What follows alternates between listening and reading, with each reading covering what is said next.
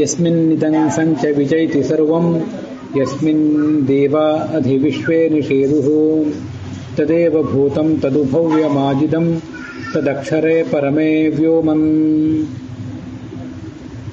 ಬಂಧದ್ವಾರಾಂ ದುರಾಧರಶಾಂ ನಿತ್ಯಪುಷ್ಟಾಂ ಕರೀಷಿಣೀಂ ಈಶ್ವರೀಂ ಸರ್ವಭೂತಾನಾಂ ತಾಮಿಹೋಪಹ್ವಯೇ ಶ್ರಿಯಂ ಶ್ರೀರ್ಮೇ ಭಜತೋ ಅಲಕ್ಷ್ಮೀರ್ಮೇ ನಶ್ಯತೋ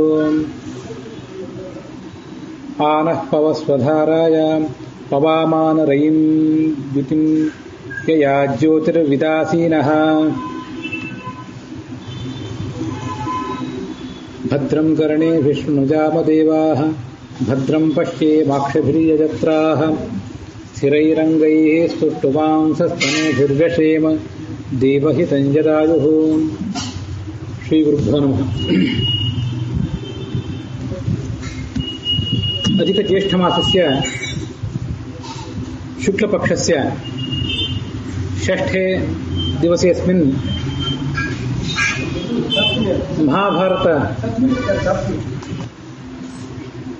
ಮಹಾಭಾರತ ಗ್ರಂಥಸ್ಯ ವನಪರ್ವಣಃ ಯಕ್ಷಪ್ರಶ್ನರೂಪಃ ಯಃ ಧರ್ಮಾರ್ಥಕಾಮಮೋಕ್ಷ ಗರ್ಭಿತಃ ಪಿತ್ರ ಯಮೇನ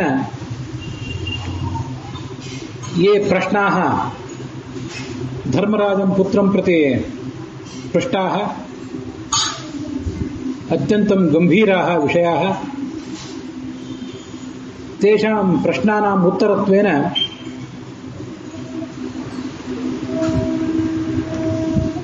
समग्रं शास्त्रं धर्मशास्त्रम् अर्थशास्त्रं कामशास्त्रं मोक्षशास्त्रं च उत्तररूपेण धर्मराजः ಪ್ರಕಟಯಾಮಾಸ. ಮಹಾಭಾರತದ ವನಪರ್ವದಲ್ಲಿ ಯಕ್ಷ ಪ್ರಶ್ನ ರೂಪವಾದ ಭಾಗ ಏನಿದೆ, ಆ ಭಾಗದಲ್ಲಿ ಯಮರಾಜ ಯಕ್ಷನ ರೂಪದಿಂದ ಈ ಮಗನಾದ ಯುಧಿಷ್ಠಿರನನ್ನ ಕುರಿತು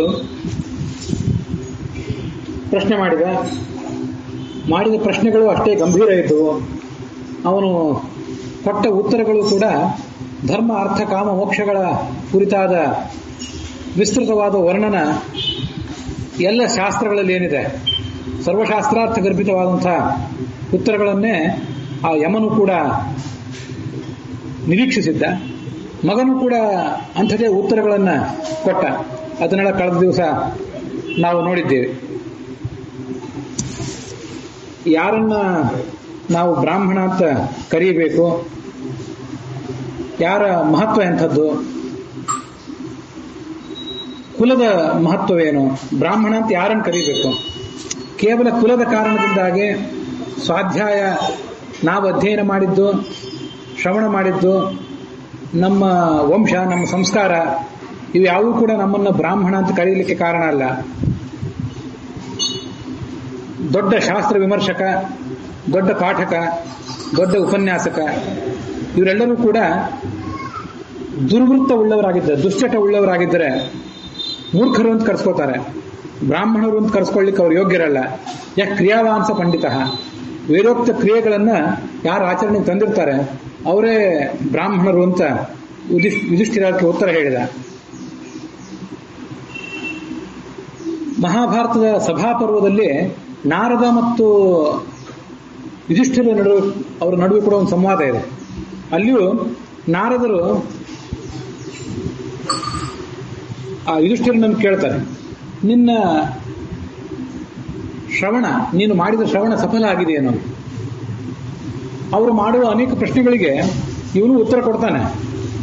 ಮತ್ತೆ ಅದು ಹೇಗೆ ಸಫಲ ಆಗೋದು, ನಾವು ಮಾಡಿದ ಶ್ರವಣ ಹೇಗೆ ಸಫಲ ಆಗೋದು ಅಂತಂದ್ರೆ, ಶೀಲವೃತ್ತ ಫಲಂ ಶ್ರುತಂ, ಮನುಷ್ಯನ ಆಂತರಿಕ ಶೀಲ ಮತ್ತು ಅವನ ಬಾಹ್ಯ ಶೀಲ ಇದೇನಿದೆ ಇದನ್ನು ನಡವಳಿಕೆ, ಇದನ್ನು ತಿದ್ದಿಕೊಳ್ಳುವುದೇ ಶೀಲದ ಫಲ. ಮನುಷ್ಯನ ವ್ಯಕ್ತಿತ್ವದ ವಿಕಾಸವೇ ಈ ಶಿಕ್ಷಣದ ಫಲ ಆಗಿರಬೇಕು ಅಂತ ಆಧುನಿಕರು ಕೂಡ ಅದನ್ನು ವಿವರಿಸ್ತಾರೆ. ಮನುಷ್ಯನ ಶೀಲ ಅಂತಂದ್ರೆ ಗಂಡು ಹೆಣ್ಣುಗಳ ಸಂಬಂಧದ ಕುರಿತಾಗಿರ್ತಕ್ಕಂಥ ಒಂದು ಶೀಲ, ಅದು ಶುದ್ಧವಾಗಿರಬೇಕು. ಪರಸ್ತ್ರೀ ಲಂಪಟನಾಗಿರಬಾರದು ಪುರುಷ, ಪರಪುರುಷ ಲಂಪಟಳಾಗಿರಬಾರದು ಸ್ತ್ರೀ. ಇದು ಸ್ತ್ರೀ ಪುರುಷರ ಸಂಬಂಧಕ್ಕೆ ಕುರಿತಾದ ಶೀಲ ಆಯಿತು. ಅರ್ಥಕ್ಕೆ ಸಂಬಂಧಪಟ್ಟ ಶೀಲ ಒಂದಿದೆ.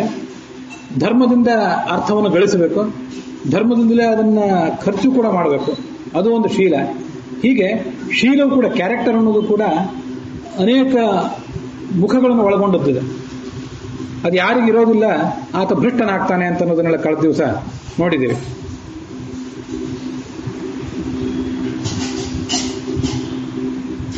ಮುಂದೆ ಯಕ್ಷ ಒಂದು ಪ್ರಶ್ನೆ ಕೇಳಿದೆ, ಇವತ್ತು ನಾವು ಅದನ್ನ ನೋಡಬೇಕು. ಕೆಲವೇ ಪ್ರಶ್ನೆಗಳನ್ನು ನಾವಿನ್ನು ನೋಡಬೇಕಾಗಿದೆ. ಆ ಯಕ್ಷ ಪ್ರಶ್ನೆದ ಭಾಗ ಇವತ್ತು ಮುಕ್ತಾಯ ಕಾಣೋದಿದೆ. ಪ್ರಿಯವಾದ ಮಾತನಾಡುವವನಿಗೆ ಸಿಗುವ ಫಲ ಏನು? ವಿಮರ್ಶೆ ಮಾಡಿ ಕೆಲಸ ಮಾಡುವವನಿಗೆ ಸಿಗುವ ಫಲ ಏನು?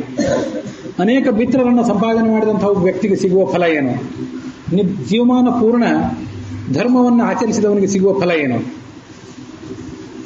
ಪ್ರಿಯವಾದ ಮಾತನಾಡುವವನು ಎಲ್ರಿಗೂ ಪ್ರಿಯನಾಗ್ತಾನೆ.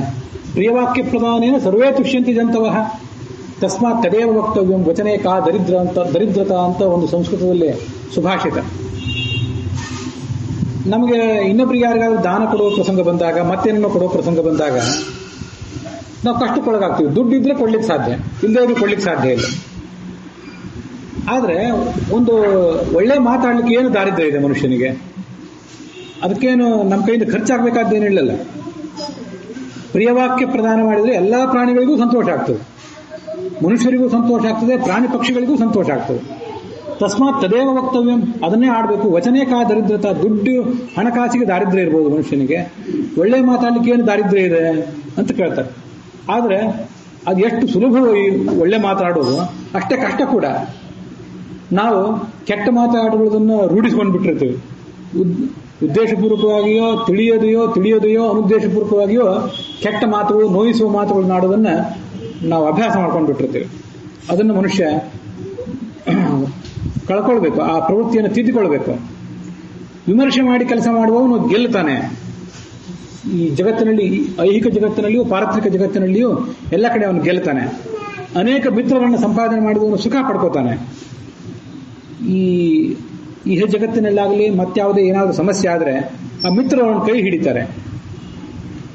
ಧರ್ಮ ಆಸಕ್ತನಾದವನೇನಿರ್ತಾನೆ ಅವನು ಕೂಡ ಸದ್ಗತಿಯನ್ನು ಪಡ್ಕೊಳ್ತಾನೆ ಅಂತ ಆ ಪ್ರಶ್ನೆ ಮತ್ತು ಉತ್ತರ ಮುಗೀತದೆ. ಮುಂದಿನ ಒಂದು ಪ್ರಶ್ನೆ, ಒಂದೇ ಶ್ಲೋಕದಲ್ಲಿ 4-5 ಪ್ರಶ್ನೆ ಕೇಳ್ತಾನೆ. ನಾವು ಹಿಂದಿನಂತೆ ನೋಡಿದ್ದೀವಿ, ಉತ್ತರನೂ ಕೂಡ ಒಂದೇ ಶ್ಲೋಕದ್ದಾಗಿರ್ತದೆ, ಒಂದೇ ಶ್ಲೋಕದಲ್ಲಿ 4-5 ಉತ್ತರಗಳು ಇರ್ತಿದ್ದವು ಹಿಂದೆ. ಇದು ಹಾಗಲ್ಲ, ಪ್ರತಿಯೊಂದಕ್ಕೂ ಕೂಡ ಒಂದು ಪ್ರತ್ಯೇಕ ಶ್ಲೋಕದಲ್ಲೇ ಉತ್ತರ ಕೊಡಬೇಕು. ಯಾಕಂದ್ರೆ ಪ್ರಶ್ನೆ ಅಷ್ಟು ಮಹತ್ವದ್ದಾಗಿದೆ ಅಂತ ಒಂದು ಮಹತ್ವದ ಪ್ರಶ್ನೆ ಇದು. ಕೋ ಮೋದತೆ ಕಿಂ ಆಶ್ಚರ್ಯಂ ಕಃ ಪಂಥಾಹ ಕಾಚ ವಾರ್ತಿಕ. 4 ಪ್ರಶ್ನೆ ಕೇಳ್ತಾನೆ. ನಾನು ಈ 4 ಪ್ರಶ್ನೆಗಳಿಗೆ ಉತ್ತರ ಕೊಡು, ನೀರು ಕುಡಿ. ಈ ಜಗತ್ತಿನಲ್ಲಿ ಸುಖಿ ಯಾರು ಅದನ್ನ ಹೇಳು. ಕಿಂ ಆಶ್ಚರ್ಯ, ದೊಡ್ಡ ಆಶ್ಚರ್ಯ ಏನಾದರೂ ಇದ್ರೆ ಅದನ್ನ ಹೇಳು. ಕಹ ಪಂಥಾಹ, ಈ ಒಂದು ದೊಡ್ಡ ಮಾರ್ಗ, ಮಹಾಮಾರ್ಗ, ಅದರ ಬಗ್ಗೆ ವಿವರಿಸಿ ನನಗೆ. ಮತ್ತೆ ದೊಡ್ಡ ಒಂದು ಸುದ್ದಿ ಹೇಳು, ಏನಾದರೂ ದೊಡ್ಡ ಒಂದು ಬ್ರೇಕಿಂಗ್ ನ್ಯೂಸ್, ಮಹತ್ವದ ಸುದ್ದಿ ಏನಾದರೂ ಇದ್ರೆ ಅದನ್ನು ಹೇಳು. ಅಷ್ಟನ್ನೆಲ್ಲ ಹೇಳಿ ನನಗೆ ಸಂತೋಷ ಆಗ್ತದೆ, ಮುಂದೆ ನೀರು ಕುಡಿ ಯಕ್ಷ ಹೇಳ್ತಾನೆ.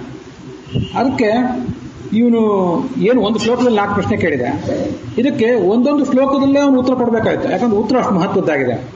ಈ ಮೊದಲನೇದು ಬಹಳ ಮಹತ್ವದ್ದು, ಮನುಷ್ಯನ ಆರೋಗ್ಯಕ್ಕೆ ಸಂಬಂಧಪಟ್ಟದ್ದು, ಮನುಷ್ಯನ ಧಾರ್ಮಿಕ ಅಂಶಗಳಿಗೆ ಸಂಬಂಧಪಟ್ಟಂತ ಒಂದು ಉತ್ತರ ಇದೆ. ಪಂಚಮೇಹನಿಷ್ಠೇವ ಪಾಕಂ ಪಚಿತಿ ಸ್ವೇಗೃಹೇ ಅನೃಣೀಚ ಅಪ್ರವಾಸೀಚ ಸ ವಾರಿಚರ ಮೋದತೆ. ಮನುಷ್ಯ ಸುಖವಾಗಿರ್ಬೇಕಾದ್ರೆ ಏನ್ ಮಾಡಬೇಕು? ಎಲ್ಲಿಂದ ಪ್ರಾರಂಭ ಆಗ್ತದೆ ಸುಖ ಅಂತಂದ್ರೆ, ಪಂಚಮೇ ಅಹನಿಷ್ಠೇವ, ಬೆಳಿಗ್ಗೆ ಸೂರ್ಯೋದಯ ಆದಮೇಲೆ 5ನೇ ಅಥವಾ 6ನೇ ಮುಹೂರ್ತದಲ್ಲಿ ಮನುಷ್ಯ ತನ್ನ ಮನೆಯಲ್ಲಿ ಅಡಿಗೆ ಮಾಡ್ಕೊಂಡು ಊಟ ಮಾಡಬೇಕು. ಮತ್ತೆ ಸಾಲ ಇರಬಾರ್ದು. ಸಾಲ ಅಂದ್ರೆ ಯಾವುದೋ ವ್ಯಕ್ತಿ ಕಡೆಯಿಂದ, ಬ್ಯಾಂಕಿನ ಕಡೆಯಿಂದ ಸಾಲ ತಗೊಂಡಿರಬಾರ್ದು, ಯಾರಿಗೂ ಹಂಗೂ ಇರಬಾರ್ದು. ಸಾಲ ಅಂದ್ರೆ 2 ಅರ್ಥ. ಮತ್ತೆ ಪ್ರವಾಸ ಇರಬಾರ್ದು, ವಿಪರೀತ ಓಡಾಟ ಇರಬಾರ್ದು, ಅವನು ಸುಖಿ. ಈಗ ನೋಡಿ, ಹಗಲಿನ ಹೊತ್ತಿನಲ್ಲಿ 5-6ನೇ ಮುಹೂರ್ತದಲ್ಲಿ ಊಟ ಮಾಡೋದು ಅಂದ್ರೆ ಏನು? ಸೂರ್ಯೋದಯ ಆದಮೇಲೆ ಅದನ್ನ ಲೆಕ್ಕ ಹಾಕಬೇಕು ನಾವು. ಒಂದು ಮುಹೂರ್ತ ಅಂದ್ರೆ 48 ನಿಮಿಷ ಅಂದಾಜು. 5-6ನೇ ಮುಹೂರ್ತ ಅಂದ್ರೆ 11-12 ಗಂಟೆಗೆ, ಅಂದಾಜು 11-12 ಗಂಟೆಗೆ ತನ್ನ ಮನೆಯಲ್ಲಿ ತಾನು ಊಟ ಮಾಡಬೇಕು, ಮಾಡುವ ಪ್ರಯತ್ನ ಪಡಬೇಕು. ಬೇರೆ ಕಡೆ ಹೋಗಬಾರ್ದು ಅಂತಲ್ಲ, ಹೋಗೋ ಪ್ರಸಂಗ ಬರ್ತಿರ್ತದೆ, ಎಲ್ಲರಿಗೂ ಬರ್ತದೆ, ಅನಿವಾರ್ಯ. ತೀರಾ ಯಾರು ಸ್ವಯಂ ಪಾಕ ನಿಯಮ ಹಿಡಿದಿರ್ತಾರೆ ಅಂಥವ್ರನ್ನು ಹೊರತುಪಡಿಸಿದ್ರೆ ಉಳಿದವರು ಎಲ್ಲರೂ ಕೂಡ ಒಂದಲ್ಲ ಒಂದು ಹಂತದಲ್ಲಿ ಹೊರಗೆ ಊಟ ಮಾಡುವಂತಹ ಪ್ರಸಂಗ ಬಂದೇ ಬಂದಿರ್ತದೆ. ಹೊರಗೆ ಹೋಗಬಾರ್ದು ಅಂತಲ್ಲ, ಅದನ್ನು ಸಾಧ್ಯ ಆದಷ್ಟು ಕಡಿಮೆ ಮಾಡ್ಕೋಬೇಕು ಅಂತ ಇದರ ತಾತ್ಪರ್ಯ. ಅದರ ಬಗ್ಗೆ ಒಂದು ಸಂಯಮ ಇರಬೇಕು. ಶಾಕಂ ಪಚತಿ ಸ್ವೇಗೃಹೆ. ಇನ್ನೊಂದು ಕೆಲವು ಕಡೆ ಅಡಿಗೆ ಮಾಡಿಕೊಂಡಿರ್ತದೆ, ಕೆಲವು ಕಡೆ ಶಾಕಂ ಪಚತಿ ಸ್ವೇಗೃಹೆ. ಅವತ್ತಿನ ಮನೆಯಲ್ಲಿ ಏನು ಕಾಯಿಪಲ್ಯ ಇದೆ ಅದನ್ನೇ ಬೇಯಿಸಿ ತಿನ್ರಿ, ಬಹಳ ದೊಡ್ಡ ಅಡಿಗೆನೂ ಬೇಕಾಗಿಲ್ಲ, ಹೊತ್ತಿಗೆ ಸರಿಯಾಗಿ ಊಟ ಮಾಡ್ರಿ, ಮಾಡಿಬಿಟ್ರೆ ಅದೇ ದೊಡ್ಡ ಸುಖ. ನೀವು ಇದನ್ನ 5ನೇ ಅಥವಾ 4ನೇ ಅಥವಾ 5ನೇ ಮುಹೂರ್ತ, 5ನೇ ಅಥವಾ 6ನೇ ಮುಹೂರ್ತ ಅಂದ್ರೆ 48 ನಿಮಿಷಗಳ 6 ಪಟ್ಟು, ಸುಮಾರು ಒಂದು 300 ನಿಮಿಷ ಆಗ್ತದೆ. ಅದು 11:30-12 ಗಂಟೆಗೆ ಬರ್ತದೆ. ಅಲ್ಲಿಗೆ ಬಂದ್ಬಿಟ್ರೆ ಮನುಷ್ಯ ಸುಖಿಯಾಗಿಬಿಡ್ತಾನೆ, ಆ ಹೊತ್ತಿಗೆ ಊಟ ಮಾಡ್ತಾನೆ. ಈಗ ನೀವು ವಿಚಾರ ಮಾಡ್ರಿ, ಉಳಿದವರಿಗೆ, ಬೇರೆ ಉದ್ಯೋಗ ಮಾಡುವವರಿಗೆ, ಬಹಳ ಧಾರ್ಮಿಕ ಆಚರಣೆಗಳು ಇಲ್ಲದೇ ಇದ್ದವರಿಗೆ ಬೆಳಿಗ್ಗೆ 8-9 ಗಂಟೆಗೆ ಹೊತ್ತಿನ ಒಂದು ಉಪಾಹಾರ ಮಾಡಲಿಕ್ಕೆ ಸಾಧ್ಯ ಆಗ್ಬೋದು. ಉಳಿದವರಿಗೆ, ನಮ್ಮಂಥವರಿಗೆ ಬೆಳಿಗ್ಗೆ 11-12 ಗಂಟೆಗಿಂತ ಮೊದಲು ನಮ್ಮ ಮನೆಯಲ್ಲಾದರೂ ಊಟ ಮಾಡೋದು ಕಷ್ಟವೇ. ನಮ್ಮ ದೈನಂದಿನ ಕಾರ್ಯಕ್ರಮಗಳು, ಬೆಳಗಿನ ಹೊತ್ತಿನ ಕಾರ್ಯಕ್ರಮಗಳು, ಮಕ್ಕಳ ಯೋಗಕ್ಷೇಮ ಇತ್ಯಾದಿಗಳು ಆಗಬೇಕು. ನಾವು ಬೇಗ ಪೂಜೆ ಮಾಡಿದ್ರು ಗೃಹಿಣಿಯರು ಅಡುಗೆ ಆಗಬೇಕು, ಎಲ್ಲ ಒಂದಕ್ಕೊಂದು ಹೊಂದ್ಕೋಬೇಕಲ್ಲ. ದ್ವಾದಶಿ ಒಂದನ್ನು ಹೊರತುಪಡಿಸಿದ್ರೆ ಉಳಿದ ಎಲ್ಲ ದಿವಸಗಳಲ್ಲಿ ಊಟ ಅನ್ನೋದು 11-12 ಗಂಟೆ ಹೊತ್ತಿಗೆ ಬಂದು ಮುಟ್ತದೆ, ಏನು ತೊಂದರೆ ಇಲ್ಲ. ಅಷ್ಟೇ ಊಟ ಮಾಡಿದ್ರೆ ಸುಖವಾಗಿರ್ಬೇಕು. ಪಾಕಂ ಪಚತಿ ಸ್ವೇಗೃಹೆ ಬಹಳ ಮಹತ್ವದ ವಿಷಯ ಇದೆ. ಇದು ಏನು ಹೀಗಿದೆಯಲ್ಲ, ಈ 11-12 ಗಂಟೆ ಹೊತ್ತಿಗೆ ಊಟ ಮಾಡೋದು ಅಂತ ಅನ್ನೋದು, ಈ ಶ್ಲೋಕವನ್ನು ಬಹಳ ಹಿಂದೆ ಓದಿದ್ದೆ ನಾನು. ಆದರೆ ಆರೋಗ್ಯ ದೃಷ್ಟಿಯಿಂದ ಇದಕ್ಕೆ ಏನು ಮಹತ್ವ ಅದನ್ನು ಕೂಡ ಅವಾಗೇನು ಗಮನಿಸ್ಲಿಕ್ಕಾಗಿರಲಿಲ್ಲ. ಈ 11-12 ಗಂಟೆಗೆ ಹೊತ್ತು ಊಟ ಮಾಡೋದು ಅನ್ನೋದಿದೆಯಲ್ಲ, ಇತ್ತೀಚೆಗೆ ಒಂದು ಪತ್ರಿಕೆಯಲ್ಲಿ ಒಂದು ಲೇಖನ ಓದಿದೆ. ಆ ಓದಿದ ಮೇಲೆ ಮಹಾಭಾರತ ಶ್ಲೋಕಕ್ಕಿರುವಂತಹ ಒಂದು ಇಂಪಾರ್ಟೆನ್ಸ್ ಕೂಡ ಗೊತ್ತಾಯ್ತು. ಅದನ್ನೀಗ ನಿಮ್ಮ ಎದುರಿಗೆ ಹೇಳಬೇಕು ಅಂತ ಅನ್ಕೊಂಡೆ. ಆರೋಗ್ಯದ ಮಹತ್ವ ಎಂಥದ್ದು, ಧಾರ್ಮಿಕ ಮಹತ್ವ ಎಂಥದ್ದು ಇದಕ್ಕೆ. ನಮಗೆಲ್ಲರಿಗೂ ಉಪವಾಸ ಮಾಡಿ ಗೊತ್ತು, ಏಕಾದಶಿ ಉಪವಾಸ ಮಾಡಿ ಗೊತ್ತು. ಉಪವಾಸ ಮಾಡಿದ್ರಿಂದ ನಮ್ಮ ಜೀರ್ಣಾಂಗಗಳಿಗೆ ಒಂದಿಷ್ಟು ವಿರಾಮ ಸಿಗ್ತದೆ, ಅದರಿಂದ ಮನುಷ್ಯನ ಆರೋಗ್ಯ ಬೆಳೀಲಿಕ್ಕೆ ಸುಲಭ ಆಗ್ತದೆ ಅಂತ ಹೇಳ್ತಾರಲ್ಲ, ಅದು ನಿರಂತರ ಉಪವಾಸ. ದಶಮಿ ರಾತ್ರಿ ಸುಮಾರು 9-10 ಗಂಟೆಗೆ ಊಟ ಮಾಡಿದರೆ ದ್ವಾದಶಿ ಬೆಳಗ್ಗೆ ಊಟ ಮಾಡ್ತಿರ್ತೀವಿ, ಸುಮಾರು 36 ಗಂಟೆಗಳ ಕಾಲ ಒಂದು ಉಪವಾಸ ಇರ್ತದೆ. ಅದು ಇನ್ನೊಂದು ಬಗೆ ಉಪವಾಸ ಮಾಡಬೇಕಂತ ಮನುಷ್ಯ. ಅದು ಹೇಗೆ ಅಂತಂದ್ರೆ ಅನಿರಂತರ ಉಪವಾಸ ಅಂತ ಕರೀತಾರೆ ಅದಕ್ಕೆ. ಏಕಾದಶಿ ಮಾಡೋದು ನಿರಂತರ ಉಪವಾಸ. ನಾವು ದಿನನಿತ್ಯ ಮಾಡಬೇಕಾದದ್ದು ಅನಿರಂತರ ಉಪವಾಸ, ನಡುವೆ ತಿಂದು ಮತ್ತೆ ಉಪವಾಸ ಮಾಡೋದು. ಇದು ಬಹಳ ವಿಚಿತ್ರ.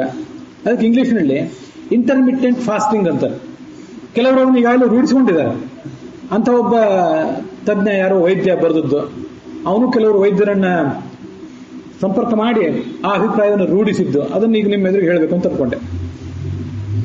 ಈ ಬೆಳಿಗ್ಗೆ 8-9 ಗಂಟೆಗೆ ಹೊತ್ತಿಗೆ ಫಲಹಾರ ಮಾಡ್ರಿ ಅಂತ ವೈದ್ಯರು ಹೇಳ್ತಿರ್ತಾರಲ್ಲ, ಅವರಿಗೆ ನಮ್ಮ ದೇಶದ ಸಂಸ್ಕೃತಿ ಪರಿಚಯನೂ ಇಲ್ಲ, ನಮ್ಮ ಧರ್ಮದ ಪರಿಚಯ ಅಂತೂ ಇಲ್ಲವೇ ಇಲ್ಲ. ಫಲಾಹಾರ ಮಾಡುವುದು ನಮ್ಮ ದೇಶದ ಪದ್ಧತಿನೇ ಅಲ್ಲ ಅಂತಾನೆ ಈ ವೈದ್ಯ. ಹಾಗಾದ್ರೆ ಏನ್ ಮಾಡಬೇಕು? ರಾತ್ರಿ ಏನು ಊಟ ಮಾಡಿರ್ತೀರಿ ಅದಾದ್ಮೇಲೆ ಬೆಳಗಿನ ಹೊತ್ತು ಏನು ತಗೊಳ್ಬೇಡಿ. ಹಾಲು ಇತ್ಯಾದಿ ಯಾವ ಪಾನೀಯವೂ ಬೇಡ. ಕೆಲವು ಪಾನೀಯಗಳಂತೂ ನಾವು ಇಲ್ಲಿ ಹೇಳೋದೇ ಇಲ್ಲ, ಹೇಳಬೇಕಾದ ಅಗತ್ಯವೇ ಇಲ್ಲ. ಆ ಯಾವ ಪಾನೀಯವೂ ಬೇಡ. 11 ಗಂಟೆ ಸುಮಾರು ಒಂದು ಊಟ ಮಾಡಬೇಕು, ಅಲ್ಲಿ ತನಕ ಏನೂ ಬೇಡ. ಅದಾದ್ಮೇಲೆ 8 ಗಂಟೆ ವಿರಾಮ ಕೊಡಬೇಕು.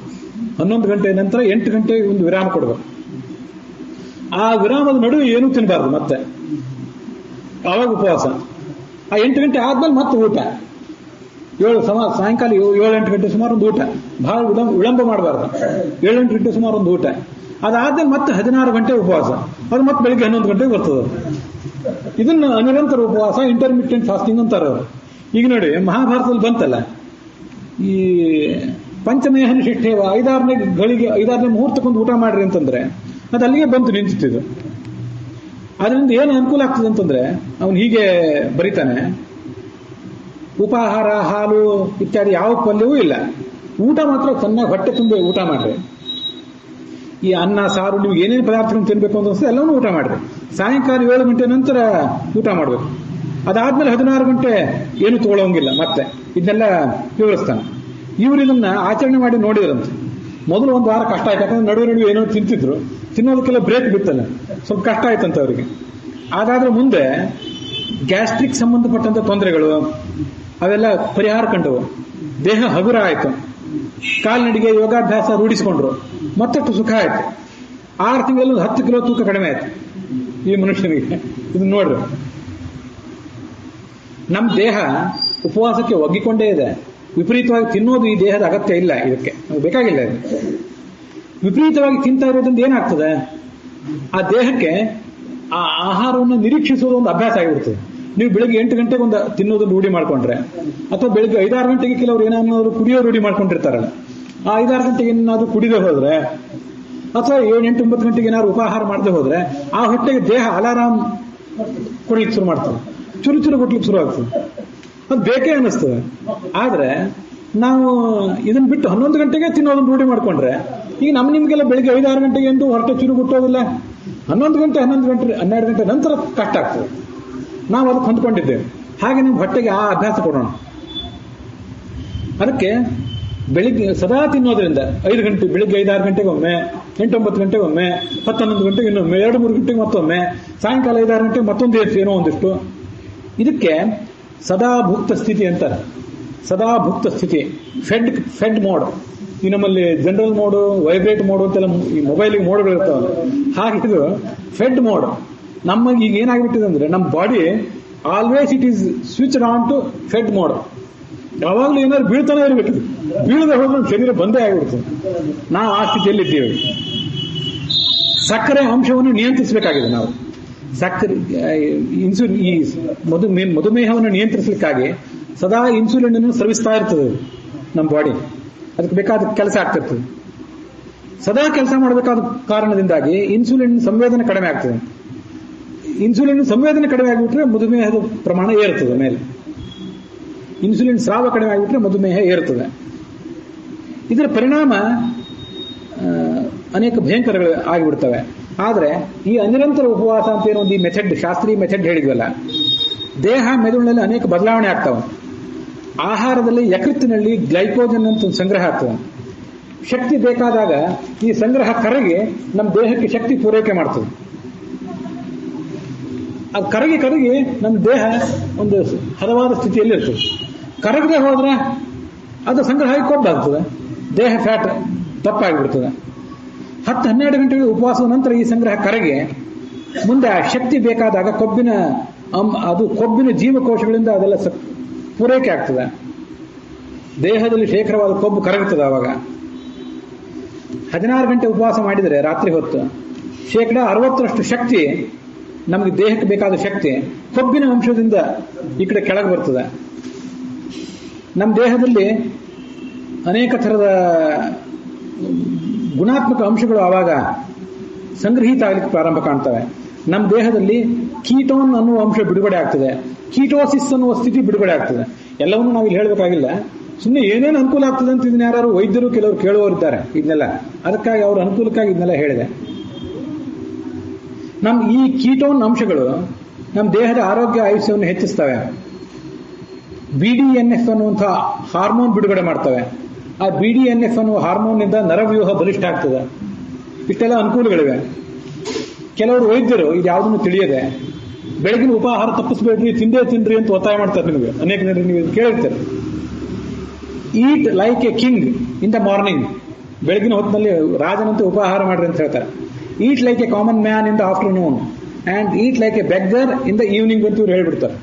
ಬೆಳಗಿನ ಹೊತ್ತು ರಾಜನಂತೆ ಚೆನ್ನಾಗಿ ತಿಂದ್ರಿ, 8-9 ಗಂಟೆ ಉಪಹಾರ ಮಾಡ್ರಿ. ಮಧ್ಯಾಹ್ನದ ಹೊತ್ತು ಸಾಮಾನ್ಯ ಮನುಷ್ಯನಂತೆ ಊಟ ಮಾಡ್ರಿ.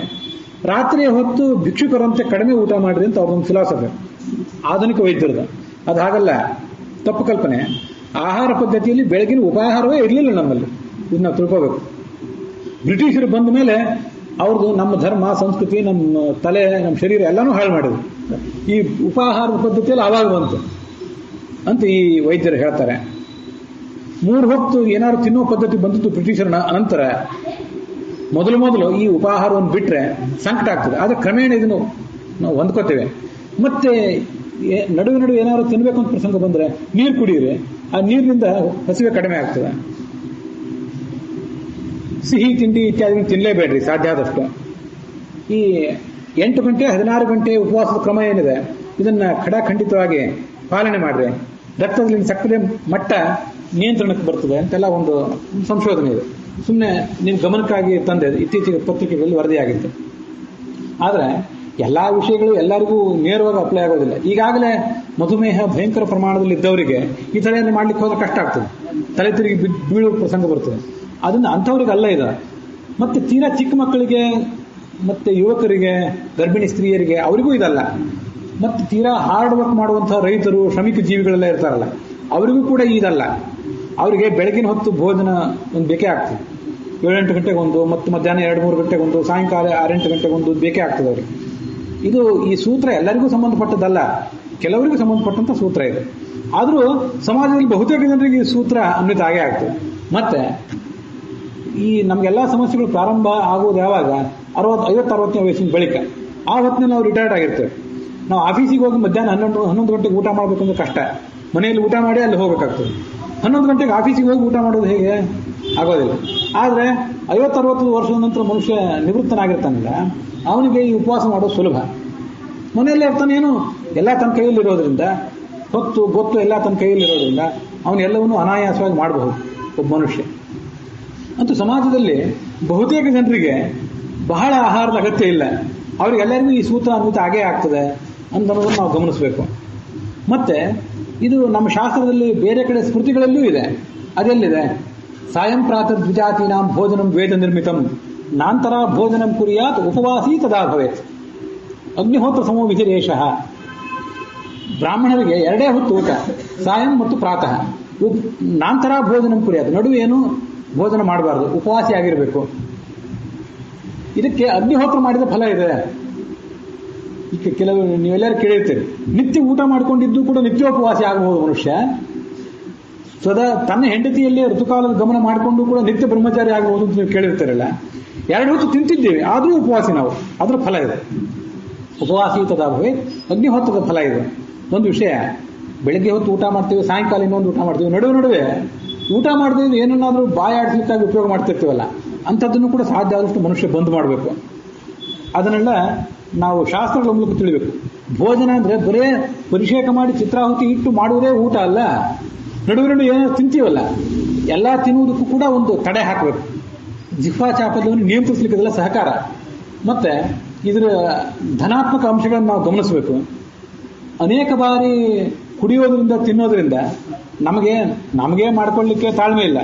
ತಿನ್ಬೇಕನ್ಸಿದೆ, ಕುಡಿಬೇಕನ್ಸಿದೆ, ತಯಾರು ಮಾಡುವಂತ ಹೆಂಡ್ತಿನ ಗದರಿಸ್ತೇವೆ. ಅವರಿಗೆ ಮತ್ತೆ ಇದೇ ಕಡೆ ಗಮನ, ತಿನ್ನೋದು, ತೊಳೆಯೋದು, ಬೆಳೆಯೋದು, ಇದರಲ್ಲೇ ಅವ್ರ ಸಮಯ ಹೋಗ್ತದೆ. 2 ಬಾರಿ ತಿನ್ನೋದನ್ನ ಅದರಲ್ಲೇ ಕುಡಿಯೋದನ್ನ ರೂಢಿಸ್ಕೊಂಡ್ರೆ ಅವ್ರದ್ದು ಒಂದಷ್ಟು ಸಮಯ ಉಳಿತದೆ, ಶಕ್ತಿ ಉಳಿತದೆ. ನಮಗೆ ಏನ್ ಮಾಡಿದ್ರೆ ಶ್ರವಣ ಮನನ ಧ್ಯಾನಕ್ಕೆ ಸಮಯನೇ ಇಲ್ಲ ಅಂತ ಗೋಳಾಡೋದು ತಪ್ಪುತ್ತದೆ. ಯಾಕಂದ್ರೆ ಅನಾಯಾಸವಾಗಿ ಒಂದಿಷ್ಟು ಸಮಯ ಬರ್ತದೆ ಅಲ್ಲ. ಆ ಸಿಕ್ಕ ಸಮಯವನ್ನು ಮತ್ತೆ ವ್ಯರ್ಥವಾದ ಮನೋರಂಜನಾ ಚಟುವಟಿಕೆಗಳನ್ನು ಮಾಡಿ ಹಾಳು ಮಾಡಬಾರದು. ಧಾರ್ಮಿಕ ಕಾರ್ಯಗಳಿಗೆ ಉಪಯೋಗ ಮಾಡೋದು. ಇಷ್ಟೊಂದು ಲಾಭ ಇದೆ ಇದರಿಂದ. ಹೀಗೆ ಬೆಳಗ್ಗೆ ಒಮ್ಮೆ ರಾತ್ರಿ ಒಮ್ಮೆ ಊಟ ಮಾಡೋದು, ನಡುವೆ ಉಪವಾಸ ಇರೋದಕ್ಕೇನಿದೆಯಲ್ಲ, ಅಗ್ನಿಹೋತ್ರ ಅಂತ ಕರೀತಾರೆ ಇದನ್ನ. ಹಾಗೆ ಅಂತ ಹೇಳಿ ಅಗ್ನಿಹೋತ್ರ ಉಪವಾಸಗಳನ್ನು ಬಿಟ್ಟು ಬಿಡಬಾರ್ದು, ಅದು ಬೇಕು. ಇದನ್ನು ಮಾಡಿದ್ರೆ 2 ಪಟ್ಟು ಫಲ ಇದೆ. ಹೀಗೆ ಉಪವಾಸ ಮಾಡಿದ್ರೆ ಫಲ ಇದೆ. ಇದು ಸುಖಿ ಮನುಷ್ಯ. ಪಂಚಮೇಹನ ಷಟ್ಟೇವ ಪಾಕಂ ಪಚತಿ ಸ್ವೇಗೃಹೆ.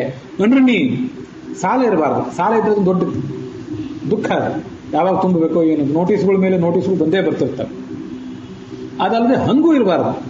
ಸಾಲ ಅಂದ್ರೆ ಇನ್ನೊಬ್ಬರ ಕಡೆ ಕರೆನ್ಸಿ ರೂಪದಲ್ಲಿ ಸಾಲ ತಗೊಳ್ಳೋದೇ ಸಾಲ ಅಲ್ಲ. ಯಾರ್ದೋ ಒಬ್ರದ್ದು ಹಂಗಿದ್ರೆ ಅದು ಸುಖಕ್ಕೆ ಕಾರಣ ಅಲ್ಲ, ಮನುಷ್ಯ ದುಃಖಕ್ಕೆ ಒಳಗಾಗಬೇಕಾಗ್ತದೆ. ಅನೃಣಿ ಪಂಚಮೇಹನ ಷಟ್ಟೇವ ಪಾಕಂ ಪಚತಿ ಸ್ವೇಗೃಹೆ ಅನೃಣೀಚ ಅಪ್ರವಾಸೀಚ. ಪ್ರವಾಸ ಇರಬಾರ್ದು ಮನುಷ್ಯನಿಗೆ. ವಿಪರೀತ ಓಡಾಟ ಇತ್ಯಾದಿಗಳು ಇದ್ದು ಬಿಟ್ರೆ ಮನುಷ್ಯ ಅಲ್ಲಿಯೂ ಕೂಡ ದುಃಖಕ್ಕೆ ಒಳಗಾಗ್ತಾನೆ. ಆರೋಗ್ಯಂ ಗೊತ್ತಾಗ್ತದೆ ನಿಮಗೆ. ಆನ್ರಣ್ಯಂ ಋಣ ಇರಬಾರ್ದು. ಅವಿಪ್ರವಾಸ ಪ್ರವಾಸ ಇರಬಾರ್ದು. ಆರೋಗ್ಯಂ ಆನ್ರಣ್ಯಂ ಅವಿಪ್ರವಾಸ. ಪ್ರಿಯಾಚ ಭಾರ್ಯ ಪ್ರಿಯವಾದಿನೀಚ ವಶ್ಯಶ್ಚ ಪುತ್ರೋರ್ಥಕರೀಚ ವಿದ್ಯಾ ಷಡ್ಜೀವಲೋಕಸ್ಯ ಸುಖಾನಿ ರಾಜನ್. ವಿದುರ ಇದೇ ಧರ್ಮರಾಜ ಹಿಂದೆ ವಿದುರನಾಗಿ ಧೃತರಾಷ್ಟ್ರನಿಗೆ ಹೇಳೋ ಮಾತು.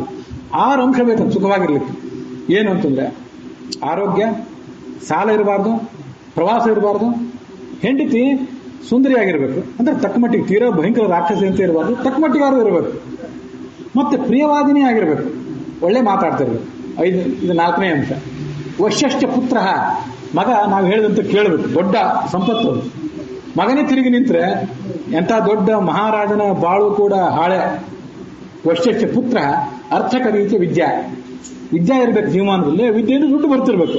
ಎರಡೂ ಇಲ್ಲದೆ ಇದ್ರೂ ಸಮಸ್ಯೆ. ದುಡ್ಡು ಬರ್ತಾ ಇದೆ, ವಿದ್ಯೆ ಇಲ್ಲ ಅಂದ್ರೆ ಏನ್ ಬೇಕಾಷ್ಟು ದುಡ್ಡಿದೆ, ವಿದ್ಯೆನೇ ಇಲ್ಲ, ಮೂರ್ಖ ಅಂತ ಅವನು ಬೈತಾರೆ. ಈ ಕಡೆ ವಿದ್ಯೆ ಇದೆ, ದುಡ್ಡು ಬರ್ತಿಲ್ಲ ಅಂದ್ರೆ ಏನ್ ಮಾಡೋದು, ಇಷ್ಟೆಲ್ಲ ವಿದ್ಯಾವಂತಾಗಿ ಸಿಗ್ಲಿದ್ದು ರೊಕ್ಕ ಸಿಗ್ತಿಲ್ಲ ಅಂತ ದುಃಖ ಶುರುವಾಗ್ತದೆ. ಎರಡೂ ಇರಬೇಕು. ಮಗ ಹೇಳಿದ ಮಾತು ಕೇಳ್ತಿರ್ಬೇಕು, ವಿದ್ಯೆಯಿಂದ ದುಡ್ಡು ಬರ್ತಿರ್ಬೇಕು. ಇದಕ್ಕೆಲ್ಲ ಇದು ಜೀವಲೋಕದ 6 ಸುಖ ಇವೆ. ಇಷ್ಟಿದ್ರೆ ಸಾಕು, ಮತ್ತೇನು ಬೇಡ.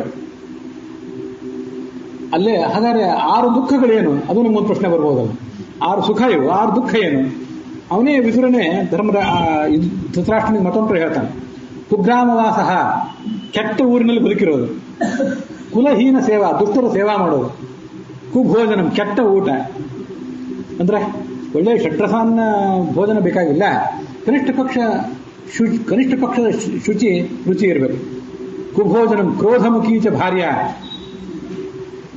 ನಿತ್ಯ ಮನೆಯೊಳಗೆ ಬಂದ ಕೂಡಲೇ ಹೆಂಡತಿ ಬೆಂಕಿ ಕಾರುತ್ತಿರ್ತಾಳೆ, ಉರಿಮುಖದ ಹೆಂಡತಿ. ಹಾಗಿದ್ಬಿಟ್ಟು ಅದೊಂದು ದುಃಖನೇ. ಕುಗ್ರಾಮವಾಸ, ಕುಲಹೀನ ಸೇವಾ, ಕುಭೋಜನಂ ಕ್ರೋಧಮುಖೀಚ ಭಾರ್ಯ.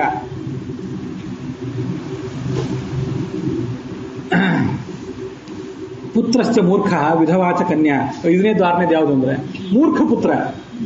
ಎಲ್ಲಿ ಹೋದ್ರು ಎಂಥ ಮಗನ ಹಾಡಿದ್ರಿ ಅಂತ ಯಾರು ಬೈಲಿಕ್ಕೆ ಶುರು ಮಾಡಿದ್ರೆ ಮನೆಯಿಂದ ಹೊರಗೆ ಹೋಗ್ಲಿಕ್ಕೆ ಮನಸ್ಸು ಬರೋದು. ಮಗ ಅಂದ್ರೆ ಇಂಥ ಮಗ ಹುಟ್ಟಬೇಕ್ರಿ ಅಂತ ಮಗನನ್ನು ನೋಡಿ ತಂದೆಯನ್ನು ಹೊಗಳಿದ್ರೆ, ಶಿಷ್ಯನನ್ನು ನೋಡಿ ಗುರುವಿನ ಹೊಗಳಿದ್ರೆ ಭಾರಿ ಸುಖ. ಅದರಲ್ಲೇನು ಅದಕ್ಕಿಂತ ದೊಡ್ಡ ಸುಖ ಏನಿದೆ? ಎಂಥ ಮಗನ ಹಾಡಿದ್ರಿ ಅಂತ ಯಾರು ಬೈಲಿಕ್ಕೆ ಶುರು ಮಾಡಿದ್ರೆ ಅದಕ್ಕಿಂತ ದೊಡ್ಡ ಸುಖವೇ ಇಲ್ಲ. ಮನೆ ಬಿಟ್ಟು ಹೊರಗೆ ಹೋಗಬಾರ್ದು ಅಂತ ಅನಿಸ್ಬಿಡ್ತೀನಿ. ಪುತ್ರಶ್ಚ ಮೂರ್ಖ. ಇನ್ನೊಂದು ವಿಧವಾಚ ಕನ್ಯಾ. ದೈವಯೋಗದಿಂದ ಮಗಳನ್ನು ಮದುವೆ ಮಾಡಿಕೊಟ್ಟಿದ್ದೀವಿ, ಆದರೆ ಮಗಳು ವಿಧವೆ ಆಗಿಬಿಟ್ಲು. ಭಾರತ ದೇಶ ಮತ್ತೊಂದು ಮದುವೆ ಮಾಡುವಂತನೂ ಇಲ್ಲ, ಧರ್ಮ ಸಂಸ್ಕೃತಿ. ವಿಧವೆಯಾದ ಕನ್ಯೆ ಮಗಳು ಮದುವೆ ನಮ್ಮ ಕಣ್ಣೆದುರಿಗಿದ್ದಾಳೆ, ದುಃಖ ಅನಿಸ್ತದೆ ಮನುಷ್ಯನಿಗೆ. ಇದರಲ್ಲಿ ನಮ್ಮ ತಪ್ಪೇನಿಲ್ಲ. ಮಗ ಮೂರ್ಖ ಆಗೋದ್ರಲ್ಲಿ ಅವನು ತಿದ್ದೇ ಇರೋದ್ರಲ್ಲಿ ನಮ್ಮ ತಪ್ಪಿದೆ, ಆದರೆ ಮಗಳು ವಿಧವೆ ಆಗೋದ್ರಲ್ಲಿ ನಮ್ದೇನು ತಪ್ಪಿಲ್ಲ. ಅಂತೂ ನಮಗೆ ದುಃಖ ಆಗ್ತದೆ. ಕುಗ್ರಾಮವಾಸ, ಕುಲಹೀನ ಸೇವಾ, ಕುಭೋಜನಂ ಕ್ರೋಧಮುಖೀಚ ಭಾರ್ಯ. ಪುತ್ರಶ್ಚ ಮೂರ್ಖ ವಿಧವಾಚ ಕನ್ಯಾ, ವಿನಾ ಅಗ್ನಿನಾ ಪ್ರದಹಂತಿ ಕಾಯಂ. ಏಪ್ರಿಲ್ ತಿಂಗಳ ಬೇಸಿಗೆ ಏನಾದರೂ ಸಹಿಸ್ಕೋಬಹುದು, ಈ 6 ಏನು ನಾವು ಬಿಸಿ ಮಾಡ್ತಾವೆ ಇನ್ನು ಸಹಿಸ್ಕೊಳಕ್ಕಾಗೋದು ಅಂತ ವಿದುರ ಹೇಳುವಂಥ ಒಂದು ಮಾತು. ಮನುಷ್ಯ ಹೇಗೆ ಸುಖವಾಗಿರಬೇಕು? ಇದರಲ್ಲಿ ಕೆಲವು ನಮ್ಮ ಕೈಯಲ್ಲಿವೆ, ಕೆಲವು ನಮ್ಮ ಕೈಯಲ್ಲಿಲ್ಲ. ಏನ್ ಮಾಡ್ಲಿಕ್ಕೆ? ಯಾವ ಕೈಯಲ್ಲಿದೆಯೋ ಅದನ್ನಾದ್ರೂ ಮನುಷ್ಯ ತಿದ್ಕೋಬೇಕು ಅಂತ ಅದ್ರ ತಾತ್ಪರ್ಯ ಅದ.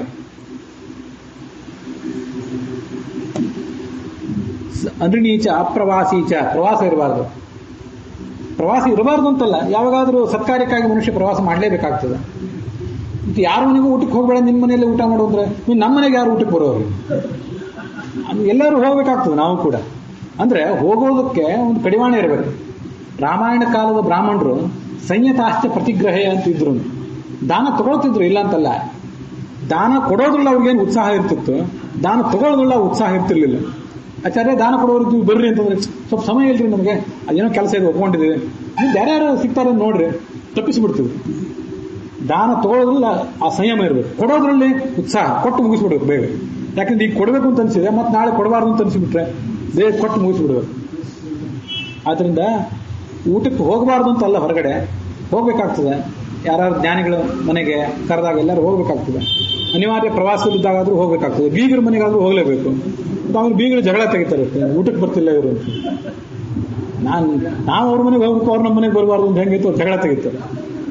ಅದಕ್ಕೆ ಹೋಗ್ಬೇಕು, ಊಟಕ್ಕೆ ಹೋಗೋದ್ರ ಬಗ್ಗೆ ಸಂಯಮ ಇರಬೇಕು ಅಂತ ಅರ್ಥ.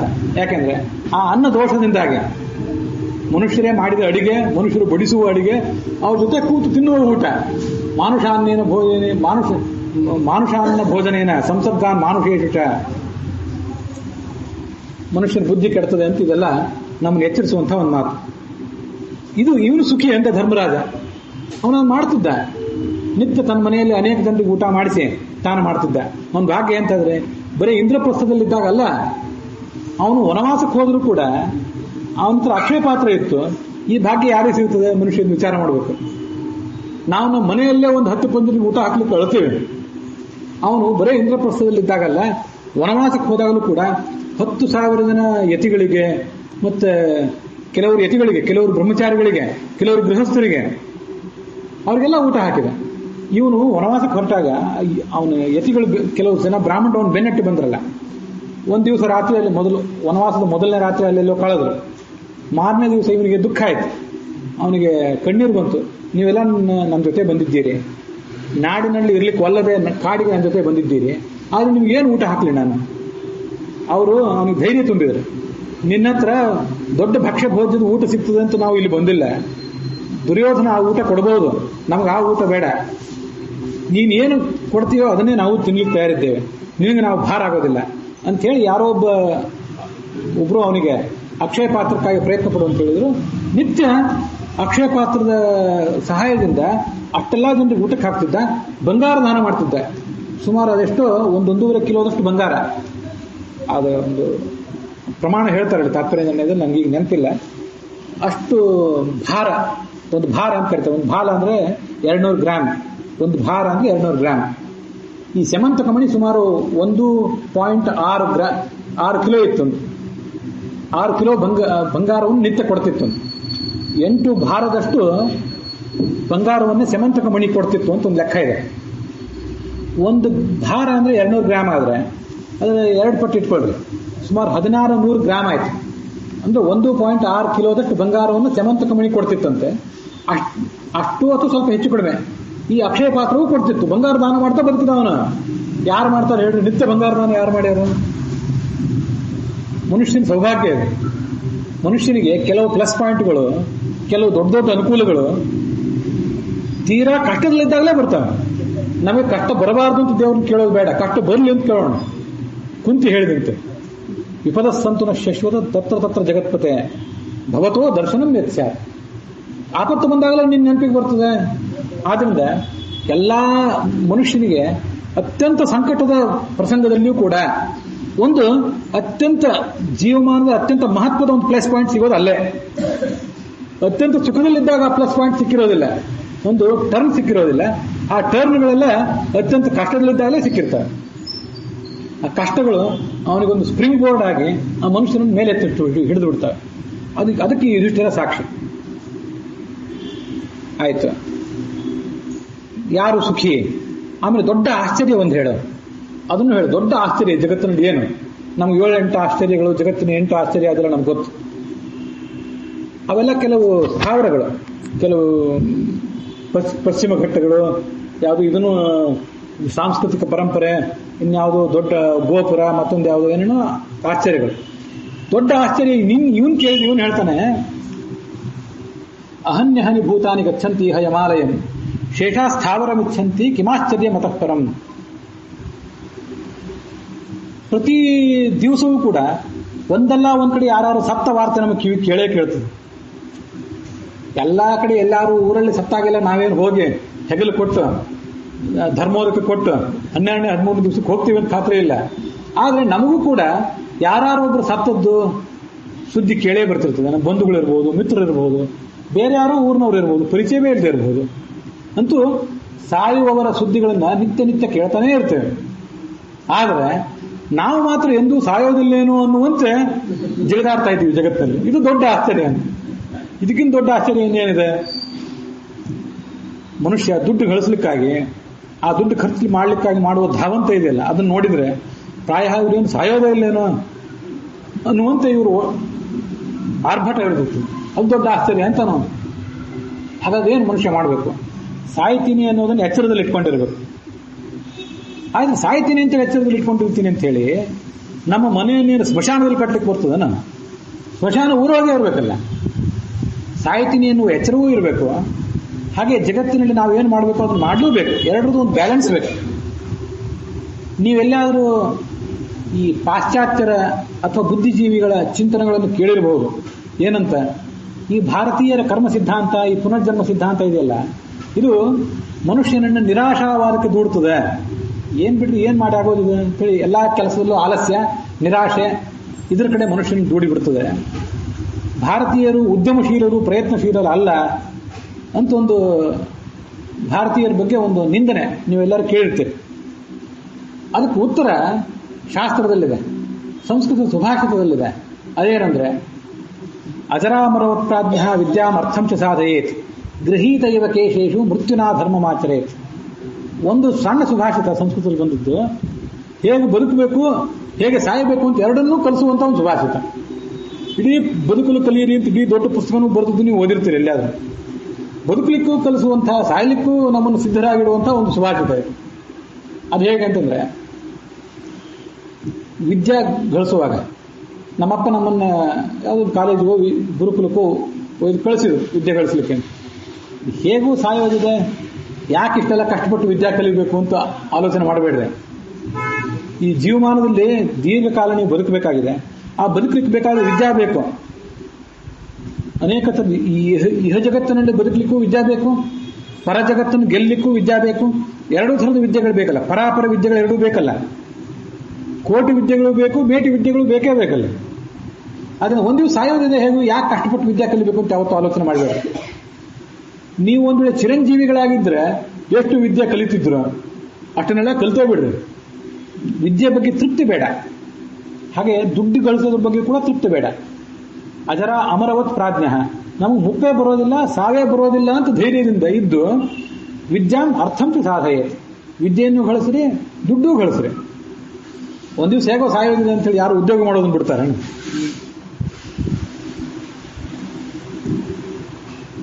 ನಹಿ ಭಿಕ್ಷುಕಾಹ ಸಂತಿ ಇತಿ ಸ್ಥಾಲವೋ ನೋಪ್ಯಂತೆ ಅಂತ ಒಂದು ವ್ಯಾಕರಣ ಭಾಷೆಯಲ್ಲಿ ಬರುವಂತಹ ಒಂದು ವ್ಯಾಕರಣ ಗ್ರಂಥದಲ್ಲಿ ಬರುವಂತಹ ಒಂದು ಮಾತು.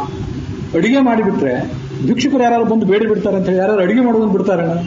ಇವ್ರು ಅಡಿಗೆ ಮಾಡೋದನ್ನು ಮಾಡೇ ಮಾಡ್ತಾರೆ. ಭಿಕ್ಷುಕರು ಬಂದೇ ಒಂದಷ್ಟು ಹಾಕ್ತಾರೆ, ಇವರು ಬೈದು ಕಳಿಸ್ತಾರೆ. ಇವ್ರಿಗೆ ನಿಮ್ಮ ಹೊಟ್ಟೆಯನ್ನು ಯಾರು ಉಪವಾಸ ಕೆಡೋದಿಲ್ಲಲ್ಲ. ಹಾಗೆ ವಿದ್ಯೆ ಗಳಿಸುವಾಗ, ದುಡ್ಡು ಗಳಿಸುವಾಗ ಮನುಷ್ಯ ತನಗೆ ಸಾವಿಲ್ಲ, ಮುಪ್ಪಿಲ್ಲ ಅಂತ ತಿಳ್ಕೊಂಡು ಧೈರ್ಯದಿಂದ ಬದುಕಬೇಕು. ಹಾಗೆ ಅಂತೇಳಿ ಅಲ್ಲೇ ತೀವ್ರವಾದ ಆಸಕ್ತಿ ಬೇಡ. ಗೃಹೀತ ಇವ ಕೇಶೇಶು ಮೃತ್ಯುನ ಧರ್ಮಮಾಚರೇತ್. ಮೃತ್ಯು ನಮ್ಮ ಹಿಂದೆ ಇದೆ, ನಮ್ಮ ಜುಟ್ಟನ್ನು ಹಿಂಗೆ ಕೈಯಲ್ಲಿ ಹಿಡಿದಿದೆ ಎಡಗೈಯಿಂದ, ಬಲಗೈಯಲ್ಲಿ ಖಡ್ಗ ಹಿಡ್ಕೊಂಡು ಕಾದಿದೆ. ಜೀವಮಾನದಲ್ಲಿ ಯಾವಾಗ ಮೃತ್ಯು ಬರ್ತದೋ ಗೊತ್ತಿಲ್ಲ. ಗರ್ಭದಲ್ಲಿದ್ದಾಗ ಮೃತ್ಯು ಬರ್ಬೋದು, ಹುಟ್ಟಿ ಕೆಲವು ತಿಂಗಳಲ್ಲಿ, ವರ್ಷಗಳಲ್ಲಿ, ಶಿಶುವಾಗಿದ್ದಾಗ, ಬಾಲಕನಾಗಿದ್ದಾಗ, ಯುವಕನಾಗಿದ್ದಾಗ, ಮದುವೆ ಆಗೋಕ್ಕಿಂತ ಮೊದಲು, ಮದುವೆ ಆದ ಕೂಡಲೇ ಅಥವಾ ಸ್ವಲ್ಪ ಆಮೇಲೆ, ನಡುವಯಸ್ಸಿನಲ್ಲಿ, ವೃದ್ಧಾಪ್ಯದಲ್ಲಿ ಯಾವಾಗಲೂ ಮೃತ್ಯು ಬರಬಹುದು ಅಂತ ಎಚ್ಚರಿಕೆಯಲ್ಲಿ ಧರ್ಮವನ್ನು ಆಚರಣೆ ಮಾಡ್ತೇವೆ. ನನಗೆ ಸಾವೇ ಇಲ್ಲ, ನಾನು ಯಾರು ಹೇಳೋಕೆ ಕೇಳೋರಿಲ್ಲ ಅಂತ ಹೇಳಿ ಯಾವತ್ತೂ ಮನುಷ್ಯ ಮೈ ಬರಿಬಾರದು. ಅಂತಕ್ಕಂಥ ದೂತರಿಗೆ ಕಿಂಚಿತ್ತೂ ದಯ ಇಲ್ಲ. ಯಾವಾಗ ನಮ್ಮನ್ನು ಅವ್ರನ್ನ ಹೊತ್ಕೊಂಡು ಹೋಗ್ತಾರೋ ಗೊತ್ತಿಲ್ಲ. ಸ್ವಲ್ಪ ಏನೋ ಕೆಲಸವೇ ತಡೀರಿ ಅಂತ ಹೇಳುವಂಗಿಲ್ಲ, ಕರ್ಕೊಂಡು ಹೋಗೇ ಬಿಡ್ತಾರೆ ಅಂತ ಎಚ್ಚರ ಇರಬೇಕು. ಧರ್ಮಾಚರಣೆ ಮಾಡ್ತಿರೋಣ. ಅದೇ ಕಾಲದಲ್ಲಿ ದುಡ್ಡು ಗಳಿಸ್ತಿರೋಣ, ವಿದ್ಯೆಯನ್ನು ಗಳಿಸ್ತಿರೋಣ. ಅದಕ್ಕೆ ದುಡ್ಡು ಗಳಿಸದೆ ಹೋದ್ರೆ ಕಷ್ಟವೇ. ದುಡ್ಡು ಬೇಕಲ್ಲ ಮನುಷ್ಯನಿಗೆ, ವಿದ್ಯೆನೂ ಬೇಕು, ಧರ್ಮಾಚರಣೆನೂ ಬೇಕು. ಹೀಗೆ ಮನುಷ್ಯ ಸಾವಿನ ಬಗ್ಗೆ ಎಚ್ಚರವುಳ್ಳವನಾಗಿರಬೇಕು. ನಿತ್ಯ ಸಾಯ್ತೀನಿ ಅಂತ ಆಲೋಚನೆ ಏನು ಮಾಡಬೇಕಾದ ಅಗತ್ಯ ಇಲ್ಲ. ಎಚ್ಚರ ಇರೋದು ಬೇರೆ, ಸಾವು ಸಾವು ಸಾವು ಅಂತ ಅಂದ್ಕೊಳ್ಳೋದು ಬೇರೆ. ನಮ್ಮಲ್ಲಿ ಅದಂತೇನೋ ಕೆಲವೊಬ್ರು ಬಾಯಲ್ಲಿ ಆ ನಿರಾಶೆಯ ಮಾತುಗಳು ಕೂಡ, ಏನು ಸಾಯಲಿ, ಎಷ್ಟಂತೂ ಸಾಯಲಿ, ಎಷ್ಟು ಸತ್ರು ಇಷ್ಟೇ, ಇಂಥವೆಲ್ಲ ಮಾತುಗಳು. ಇಷ್ಟ್ಯಾಕೆ ಕಷ್ಟಪಡ್ತಿದ್ದೀನಿ, ಏನು ಸಾಯಬೇಕು ಹೇಳ್ರಿ ಅಂತ. ಈ ಸಾವಿನ ಬಗ್ಗೆ ಮಾತು ಬೇಡ, ಸಾವಿನ ಬಗ್ಗೆ ಎಚ್ಚರ ಇರೋದು ಬೇಡ. ಈ ಬೇರೆನೆ ಸಾವು ಯಾವತ್ತೂ ನಮ್ಮನ್ನು ಕರ್ಕೊಂಡು ಹೋಗ್ಬೋದು. ಬರೀ ಈ ಮಾತುಗಳನ್ನ ಸಾಮಾನ್ಯವಾಗಿ ವಯಸ್ಸಾದವ್ರ ಬಾಯಲ್ಲಿ ಕೇಳ್ತಿರ್ತೇವೆ. ನಾನು ವಯಸ್ಸಾದವರಿಗೆ ಒಂದು ವಿನಂತಿ ಮಾಡ್ಕೋತೇನೆ. ನನಗೆ ವಯಸ್ಸಾಗಿಲ್ಲ ಅಂತಲ್ಲ, ನನಗೂ ಹಾಗೇ ಇದೆ, ಮುಂದೆ ಆಗೋದು ಖಾತ್ರಿನೇ ಇದೆ, ಇನ್ನೂ ವಯಸ್ಸಾಗೋದಿದೆ. ನೀವು ಮಾತ್ರ ಸಾವಿನ ಸಮೀಪಕ್ಕೆ ಹೋಗಿದ್ದೀರಿ ಅಂತಲ್ಲ, ನಾವು ಸಾವಿನ ಸಮೀಪಕ್ಕೆ ಇದ್ದೇವೆ. ಯಾವಾಗ ಸಾಯ್ತೀವಿ ಅಂತ ಏನು ಖಾತ್ರಿ ಇದೆ? ಏನಾದ್ರು ಯಾರು ಗ್ಯಾರಂಟಿ ಬರೆದು ಕೊಡೋರಿದ್ದಾರೇನು? ಏನೂ ಇಲ್ಲ. ಹಾಗಾಗಿ ನೀವ್ಯಾಕೆ ಸಾವಿನ ಬಗ್ಗೆ ಆಲೋಚನೆ ಮಾಡಬೇಕು? ನಾವು ಮಾಡಲೇಬೇಕಲ್ಲ. ನೀವು ಒಂದು ದಿವಸ ಸಾಯ್ಬೋದು, ನೀವು ಇನ್ನೂ 20-30 ವರ್ಷ ಬದುಕಿರ್ಬೋದು. ನಾವು ಇವತ್ತೇ ಸಾಯ್ಬೋದು, ಇನ್ನೂ 20-30-40 ವರ್ಷ ಬದುಕಿರ್ಬೋದು. ಸಾವಿನ ಬಗ್ಗೆ ಎಚ್ಚರ ಬೇರೆ, ಗೊಣಗೋದು ಬೇಡ, ಗೊಣಗಾಟ ಬೇಡ. ಗೊಣಗದೆ ಮನುಷ್ಯ ಈಗ ಇದ್ದಾಗ ಏನು ಮಾಡಬೇಕು ಅದನ್ನು ಮಾಡ್ತಾ ಇರಬೇಕು. ಯಾಕೆಂತಂದ್ರೆ ಮನುಷ್ಯ ಇಂಥ ವ್ಯರ್ಥವಾದ ಮಾತುಗಳನ್ನ ಆಡ್ತಾ ಹೋದ್ರೆ ಸುತ್ತಮುತ್ತಲಿನವ್ರ ಮೇಲೆ ಪರಿಣಾಮ ಆಗ್ತದೆ. ಆ ನಿರಾಶೆಯ ಮಾತುಗಳೇನಿವೆ, ವ್ಯರ್ಥವಾದ ಮಾತುಗಳು, ಪ್ರಲಾಪಗಳು ಸುತ್ತಮುತ್ತಲಿನವ್ರ ಮೇಲೆ ಪರಿಣಾಮ ಬೀರ್ತವೆ. ಇದೊಂದು ಮನಃಶಾಸ್ತ್ರ, ಇದೊಂದು ಮನೋವಿಶ್ಲೇಷಣಾ ಶಾಸ್ತ್ರ. ಮನುಷ್ಯ ಧರ್ಮದ ಬಗ್ಗೆ, ಅರ್ಥದ ಬಗ್ಗೆ, ಕಾಮದ ಬಗ್ಗೆ ಒಂದು ಸಮತೋಲನ ದೃಷ್ಟಿಕೋನ ಇಟ್ಕೊಂಡಿರ್ಬೇಕು. ಅದು ನಮ್ಮ ಭಾರತೀಯರಿಗೆ ರಕ್ತಗತವಾಗಿ ಬಂದಿದೆ. ಶಾಸ್ತ್ರ ಅದನ್ನು ಕಲಿಸಿಕೊಟ್ಟಿದೆ, ಅದನ್ನು ನಾವು ಮರ್ತಿದ್ದೇವೆ ಅಷ್ಟೇ. ಹೀಗೆ ಸಾಯೋ ವೃದ್ಧಿ ಒಂದು ದಿವಸ, ಆದರೆ ಸಾಯ್ತೀವನು ಎಚ್ಚರವೇ ಇಲ್ಲದೆ ಇರುವಂತ ಜಿಗಿದಾಡ್ತಾ ಇದ್ದೀವಿ ಎಲ್ಲರೂ. ಇದು ದೊಡ್ಡ ಆಶ್ಚರ್ಯ ಅಂತಾನೆ. ಆಯ್ತಪ್ಪ, ಇನ್ನು ಮುಂದಿನ ಪ್ರಶ್ನೆ ಅದೇನು? ಒಂದು ದೊಡ್ಡ ಮಾರ್ಗ, ದೊಡ್ಡ ಒಂದು ದಾರಿ ಯಾವ್ದಾದ್ರು ಹೇಳು. ಆ ದಾರಿ ಯಾವುದು ಅಂತ ಅವನು ಹೇಳಿದಾಗ ಎಲ್ಲಿಗೆ ದಾರಿ ಅಂತ ಅವನು ಕೇಳಲಿಲ್ಲ, ಇವ್ನು ಕೇಳಬೇಕಾಗಿತ್ತಲ್ಲ. ದಾರಿ ಹೇಳ್ರಿ ಅಂತಂದ್ರೆ ಯಾವ ಊರಿಗೆ ಹೊರಟಿದ್ರಿ ಅದನ್ನ ಹೇಳ್ರಿ, ಆಮೇಲೆ ದಾರಿ ಹೇಳ್ತೇವೆ. ಮುಂದೆ ರೈಲಿಗೆ ಹೋಗ್ಬೇಕು, ಬಸ್ಸಿಗೆ ಹೋಗ್ಬೇಕು ಅದನ್ನು ಹೇಳ್ತೇವೆ. ಎಲ್ಲಿ ಹೊರಟಿದ್ದೀರಿ ಅಂದ್ರೆ ಅದಕ್ಕೊಂದು ದಾರಿ ತೋರಿಸ್ಬೋದು, ಯಾವ ದಿಕ್ಕು ಅಂತೇಳಿ. ದೊಡ್ಡ ದಾರಿ ಯಾವ್ದಾದ್ರು ಇದ್ರೆ ಹೇಳಿದ್ದು ಅವ್ನು ಕೇಳಿದ್ಕೊಳ್ಳಿ, ಇವನು ಅದನ್ನು ಕೇಳಲಿಲ್ಲ. ದೊಡ್ಡ ದಾರಿ ಬಗ್ಗೆ ಇವನೇ ಹೇಳಿದ. ಅದೇನು ಹೇಳಿದ ಅಂತಂದ್ರೆ, ತರ್ಕೋಪತಿಷ್ಠ ಶ್ರುತಯೋ ವಿಭಿನ್ನಾ ನೈಕೋ ಋಷಿದ್ ಯಸ್ಯ ವಚಃ ಪ್ರಮಾಣಂ ಧರ್ಮಸ್ಯ ತತ್ವಂ ನಿಹಿತಂ ಗುಹಾಯಾಂ ಮಹಾಜನೋ ಏನ ಗತಃ ಪಂಥಾಃ. ದೊಡ್ಡ ದಾರಿ ಯಾವುದು ಅಂದ್ರೆ ದೊಡ್ಡವ್ರು ಹೋಗಿದ್ದೇ ದಾರಿ, ಇವುದೆಲ್ಲ ದಾರಿಗಳೇ ಅಲ್ಲ. ಯಾವ್ದು ದಾರಿ ಹಾಗಾದ್ರೆ? ಈ ಜಗತ್ತಿನಲ್ಲಿ ಆಗಲಿ, ಇಹ ಜಗತ್ತಿನಲ್ಲಿ ನಾವು ಅನುಭವಿಸುವ ಸಮಸ್ಯೆಗಳಿಗೆ, ಎದುರಿಸಬೇಕಾದ ಪರಿಸ್ಥಿತಿಗಳಿಗೆ, ಅಥವಾ ಪರ ಜಗತ್ತಿನಲ್ಲಿ ಆದರೂ ನಾವು ಎಲ್ಲಿ ಹೋಗಬೇಕಾಗಿದೆ ಎಲ್ಲದಕ್ಕೂ ಕೂಡ ದೊಡ್ಡವ್ರು ಹೋಗಿದ್ದೇ ದಾರಿ, ಅದಕ್ಕಿಂತ ಬಿಟ್ಟು ಬೇರೆ ದಾರಿ ಇಲ್ಲ. ಯಾಕೆಂತಂದ್ರೆ ತರ್ಕ ಅಪ್ರತಿಷ್ಠ. ನೀವು ಶಾಸ್ತ್ರಗಳನ್ನು ಅಧ್ಯಯನ ಮಾಡಿದವರಿಗೆ ಗೊತ್ತಿರ್ತದೆ, ಪ್ರತ್ಯಕ್ಷ, ಅನುಮಾನ, ಶಬ್ದ ಅಂತ 3 ಪ್ರಮಾಣಗಳು. ಅದರಲ್ಲಿ ಅನುಮಾನ ಪ್ರಮಾಣ ಇದೆಯಲ್ಲ, ಸ್ವತಂತ್ರ ಪ್ರಮಾಣ ಅಲ್ಲ ಅದು. ದೇವ್ರು ಇದ್ದಾನೆ ಅಂತಲೂ ಸಾಧನೆ ಮಾಡ್ಲಿಕ್ಕೆ ಬರ್ತದೆ ಅನುಮಾನದಿಂದ, ದೇವ್ರು ಇಲ್ಲ ಅಂತಲೂ ಸಾಧನೆ ಮಾಡ್ಲಿಕ್ಕೆ ಬರ್ತದೆ. ಪುನರ್ಜನ್ಮ ಇದೆ ಅಂತ ಸಾಧನೆ ಮಾಡ್ಲಿಕ್ಕೂ ಬರ್ತದೆ, ಪುನರ್ಜನ್ಮ ಇಲ್ಲ ಅಂತ ಸಾಧನೆ ಮಾಡ್ಲಿಕ್ಕೂ ಬರ್ತದೆ. ಆದ್ರಿಂದ ಅನುಮಾನಕ್ಕೆ ತನ್ನದೇ ಆದ ನೆಲೆ ಇಲ್ಲ, ಅದು ನಂಬುವಂತನೇ ಇಲ್ಲ ಅನುಮಾನವನ್ನು. ತರ್ಕ ಅಪ್ರತಿಷ್ಠ ಅಭದ್ರ. ಶ್ರುತಯೋ ವಿಭಿನ್ನಾ. ಯಾವುದೋ ಒಂದು ಧರ್ಮ ಸೂಕ್ಷ್ಮಕ್ಕೆ ಸಂಬಂಧಪಟ್ಟಂತೆ ಹೇಗೆ ತೀರ್ಮಾನ ತಗೊಳ್ಬೇಕು? ಏನಾದರೂ ಶಾಸ್ತ್ರದಲ್ಲಿ ಹೇಳಿದ್ದಾರೆ ಅದ್ರ ಪ್ರಕಾರ ತೀರ್ಮಾನ ತಗೊಳ್ಳೋಣ ಅಂತಂದ್ರೆ ಶ್ರುತಯೋ ವಿಭಿನ್ನಾ. ಎಲ್ಲಿ ಶಾಸ್ತ್ರ ತೆಗೆದ್ರೆ ಅಲ್ಲೊಂಥರ ಇಲ್ಲೊಂಥರ, ಆ ಸ್ಮೃತಿ ಒಂಥರ, ಪರಾಶರ ಸ್ಮೃತಿ ಒಂಥರ, ಮನುಸ್ಮೃತಿ ಒಂಥರ. ಇದು ಬರೇ ದೊಡ್ಡ ದೊಡ್ಡ ವಿಷಯಗಳಿಗೆ ಮಾತ್ರ ಅಲ್ಲ, ಅನೇಕ ವಿಷಯಗಳಿಗೆಲ್ಲ ಸಂಬಂಧಪಡ್ತದೆ. ಹೇಗಂತಂದ್ರೆ ಒಂದು ಮಡಿ ಮೈಲಿಗೆ ಹೇಗೆ ಮಾಡಬೇಕು, ಶೌಚ, ಆಚಾರ ಎಲ್ಲದಕ್ಕೂ ಸಂಬಂಧಪಟ್ಟಂತೂ ಕೂಡ ಒಂದೊಂದು ಕಡೆ ಒಂದೊಂದು ಮಾತು, ಇದೇನು ಗೊತ್ತೇ ಆಗೋದಿಲ್ಲ. ಶ್ರುತಯೋ ವಿಭಿನ್ನ. ಋಷಿಗಳನ್ನು ಕೇಳೋಣ ಅಂತಂದ್ರೆ ನೈಕೋ ಋಷಿ ಯಸ್ಯ ವಚಃ ಪ್ರಮಾಣಂ. ಋಷಿಗಳು ಸಿಕ್ಕಾಪಟ್ಟೆ ಜನ ಇದ್ದಾರೆ, ಆವಾಗ ಋಷಿಗಳು ಸಿಕ್ಕಾಪಟ್ಟೆ ಜನ ಇದ್ರು, ಈಗ ಪಂಡಿತರು ಸಿಕ್ಕಾಪಟ್ಟೆ ಜನ ಇದ್ದಾರೆ. ಯಾರ ಮಾತು ಕೇಳೋದು? ಋಷಿಗಳು ತುಂಬಾ ಜನ ಇದ್ದಾರೆ, ಒಬ್ಬೊಬ್ಬರು ಒಂದು ಗ್ರಂಥ ಬೇರೆ ರಚನೆ ಬರೆದಿಟ್ಟಿದ್ದಾರೆ. ಮನುಸ್ಮೃತಿ, ಹಾರೀತ ಸ್ಮೃತಿ, ಪರಾಶರ ಸ್ಮೃತಿ, ವ್ಯಾಸಸ್ಮೃತಿ ಅಂತ ಒಂದಿದೆ. ಆಚಾರ್ಯರು ಸರ್ವಮೂಲದಲ್ಲಿ ವ್ಯಾಸಸ್ಮೃತಿ ಅಂತ ಅನೇಕ ಬಾರಿ ಕೋಟ್ ಮಾಡ್ತಿರ್ತಾರೆ. ಶಂಖ ಲಿಖಿತ ಸ್ಮೃತಿ ಅಂತ ಒಂದಿದೆ. ಶಂಖ ಲಿಖಿತ ಅಂತ ಇಬ್ಬರು ಅಣ್ಣ ತಮ್ಮಂದಿರಿದ್ರು. ಮಹಾಭಾರತದ ಶಾಂತಿ ಪರ್ವದಲ್ಲಿ ಅವ್ರ ಕಥಾ ಬರ್ತದೆ. ಶಾಂತಿ ಪರ್ವತ ಅಥವಾ ಹಿಂದೆ ಯಾವಾಗ ಅವರು ಬರೆದ ಸ್ಮೃತಿ ಇದೆ. ಯಾವ ಸ್ಮೃತಿ ಅಂತೂ ನಂಬೋದ, ಅದನ್ನು ತೀರ್ಮಾನ ಮಾಡ್ಕೊಳ್ಳೋದು ಕಷ್ಟ. ನೈಕೋ ಋಷಿ ಯಸ್ಯ ವಚಃ ಪ್ರಮಾಣಂ. ಯಾರ ಮಾತನ್ನು ನಾವು ನಂಬಬೇಕು? ಇಲ್ಲಿ ಯಾರಾದರೂ ಆಚಾರನ್ನ ಅವ್ರ ಮಾತುಗಳು ಕೇಳೋಣ ಅಂದ್ರೆ ಇವರು ಋಷಿಗಳೇ ಅಲ್ಲ, ಋಷಿಗಳ ಮಾತೇ ನಂಬೋ ಪರಿಸ್ಥಿತಿ ಇಲ್ಲ. ಆಚಾರ ಮಾತು ಯಾವ ನಂಬೋದು? ಎಷ್ಟು ಕಷ್ಟದ ಕೆಲಸ. ಋಷಿ ಅಂದ್ರೆ ಆಚಾರ್ಯರು ಅಂದ್ರೆ ಏನು? ಓದ್ದವರು, ವಿದ್ವಾಂಸರು, ಪಂಡಿತರು ಅಂದ್ರೆ ಓದ್ದವರು. ಋಷಿಗಳು ಅಂದ್ರೆ ವೇದವನ್ನ ಸಾಕ್ಷಾತ್ಕಾರ ಮಾಡ್ಕೊಂಡವರು. ವೇದ ಸಾಕ್ಷಾತ್ಕಾರ ಮಾಡ್ಕೊಂಡವ್ರ ಮಾತನ್ನೇ ನಂಬುವ ಪರಿಸ್ಥಿತಿಯಲ್ಲಿಲ್ಲ. ಶಾಸ್ತ್ರ ಅಷ್ಟು ಕಠಿಣವಾಗಿದೆ. ಅಂದ್ರೆ ಅವರು ಆ ಋಷಿಗಳ ಅಜ್ಞಾನಿಗಳು ಅಂತಲ್ಲ, ಅವ್ರ ಮಾತನ್ನು ಫಿಲ್ಟರ್ ಮಾಡಿ ತಿಳ್ಕೊಳ್ಳೋ ಶಕ್ತಿ ನಮಗಿಲ್ಲ ಅಂತ ಅರ್ಥ. ಅವ್ರ ಮಾತನ್ನೇ ನಂಬುವ ಪರಿಸ್ಥಿತಿ ಇಲ್ಲ ಅಂದಮೇಲೆ ಇನ್ನು ನಾವೇನ್ ಮಾಡೋದು ಹೇಳ್ರಿ? ನಮ್ಮಂಥವ್ರ ಮಾತನ್ನು ನಂಬ್ರಿ ಅಂತ ನಿಮ್ಗೆ ಹೇಗೆ ಹೇಳೋದು? ನೈಕೋ ಋಷಿ ಯಸ್ಯ ವಚಃ ಪ್ರಮಾಣಂ. ಧರ್ಮ ಎಲ್ಲಿದೆ ಅಂತ. ಧರ್ಮಸ್ಯ ತತ್ವಂ ನಿಹಿತಂ ಗುಹಾಯಾಮ್. ಧರ್ಮ ಬಹಳ ಸೂಕ್ಷ್ಮವಾದದ್ದು. ಧರ್ಮ ಅಂದ್ರೆ ಧಾರಕತ್ವ ಧರ್ಮರೂಪ. ಈ ಅತ್ಯಂತ ಸೂಕ್ಷ್ಮನಾದಂತಹ ನಮ್ಮನ್ನೆಲ್ಲರನ್ನು ಧರಿಸಿದಂತಹ ಪರಮಾತ್ಮ ಹೃದಯದ ಒಳಗೆ ಅಡಗಿದ್ದಾನೆ. ನಾವೇನ್ ಮಾಡ್ಬೇಕಾದ್ರೆ ಈಗ ಮಹಾಜನೋ ಏನ ಗತಸ್ಥ ಪಂಥಾಹ. ದೊಡ್ಡವರು ಯಾವ ಮಾರ್ಗದಿಂದ ಹೋದ್ರೋ ಆ ಮಾರ್ಗಕ್ಕೆ ಹೋಗೋಣ, ಅದು ಬಿಟ್ಟು ಬೇರೆ ಮಾರ್ಗವೇ ಇಲ್ಲ. ಮತ್ತೆ ಸಮಸ್ಯೆ ಇದ್ರು ದೊಡ್ಡವರು ಅಂತ ಹೇಗೆ ತೀರ್ಮಾನ ಮಾಡೋದು? ಅವರು ವಯಸ್ಸಿನಿಂದ ತೀರ್ಮಾನ ಮಾಡೋದು, ಅವರು ವಿದ್ಯೆಯಿಂದ ತೀರ್ಮಾನ ಮಾಡೋದು, ಹೇಗೆ ತೀರ್ಮಾನ ಮಾಡಬೇಕು? ಸಾಮಾನ್ಯವಾಗಿ ಮನುಷ್ಯ ದೊಡ್ಡವರು ತೀರ್ಮಾನ ಮಾಡಬೇಕಾದದ್ದು ಅವರ ಜ್ಞಾನದಿಂದಲೇ. ಆದರೂ ಜ್ಞಾನ, ವಯಸ್ಸು ಎರಡೂ ಕೂಡ ಯಾರಿಗೆ ಹೆಚ್ಚಾಗಿದೆಯೋ, ಸಮಾಜಕ್ಕೆ ಮಾರ್ಗದರ್ಶನ ಮಾಡುವಂಥ ಶುದ್ಧವಾದಂಥ ಹೃದಯ ಯಾರಿಗಿದೆಯೋ, ಯಾರು ಪ್ರಾಮಾಣಿಕರಾಗಿದ್ದಾರೆ ಅಂಥವ್ರನ್ನ ಅವಲಂಬಿಸಬೇಕು. ಧರ್ಮ ಏನು ಅಂತ ತಿಳ್ಕೊಳ್ಳಿಕ್ಕೆ ಅವರನ್ನೇ ಮಹಾಜನ ಅಂತ ಕರೀತಾರೆ. ಅಷ್ಟೇ ಅಲ್ಲ, ಮಹಾಜನರು ಅಂದ್ರೆ ಯಾರು? ವಿದ್ವಾಂಸರು, ದೊಡ್ಡ ದೊಡ್ಡ ಪೀಠಾಧಿಪತಿಗಳು, ಅವರೇ ಮಹಾಜನರು. ಸರಿ, ಅದಲ್ಲದೇನೆ ಮಹಾಜನ ಅಂತಂದ್ರೆ ನಮ್ಮೆಲ್ಲರಿಗೂ ಗುರುವಾಗಿರುವಂತಹ ಚತುರ್ಮುಖ ಮುಖ್ಯಪ್ರಾಣ ಜಗತ್ತಿನ ಗುರು ಅವನು.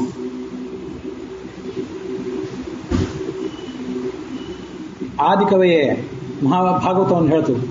ಆದಿಕವಿ ಅವನ ಮಾತನ್ನು ಕೇಳೋಣ, ಅವನೇನು ಹೇಳ್ತಾನೆ ಅದನ್ನು ಕೇಳೋಣ. ಎಲ್ಲಕ್ಕಿಂತ ಹೆಚ್ಚಾಗಿ ಮಹಾಜನ, ಅತ್ಯಂತ ದೊಡ್ಡ ಜನ ಅಂದರೆ ಸರ್ವಶಬ್ದವಾಚ್ಯನಾದ ಪರಮಾತ್ಮ. ಆ ಪರಮಾತ್ಮ ಏನು ಹೇಳಿದ್ದಾನೆ ನೋಡೋಣ. ಮಹಾಭಾರತದಲ್ಲಿದೆ, ಭಾಗವತದಲ್ಲಿದೆ, ಭಾರತದಲ್ಲಿದೆ. ಅವನೇನು ಹೇಳಿದ್ದಾನೆ ಅದನ್ನಾದ್ರೂ ಕೇಳೋಣ. ಅವನ್ಯಾಕೆ ಮಹಾಜನ ಅಂತಂದ್ರೆ, ಮಹಾಜನ ಶಬ್ದಕ್ಕೆ ಅರ್ಥ ಏನು?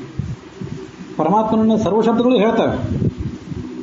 ಅದ್ರ ಬಗ್ಗೆ ಸಂದರ್ಭ ಬಂದಾಗೆಲ್ಲ ಆ ಶಬ್ದಗಳು ಪರಮಾತ್ಮನ ಹೇಗೆ ಹೇಳ್ತವೆ ಅಂತ ಅನ್ನೋದನ್ನು ಕೂಡ ನಾವು ನಮ್ಮ ಅನುಸಂಧಾನಕ್ಕೆ ತಂದ್ಕೋಬೇಕು.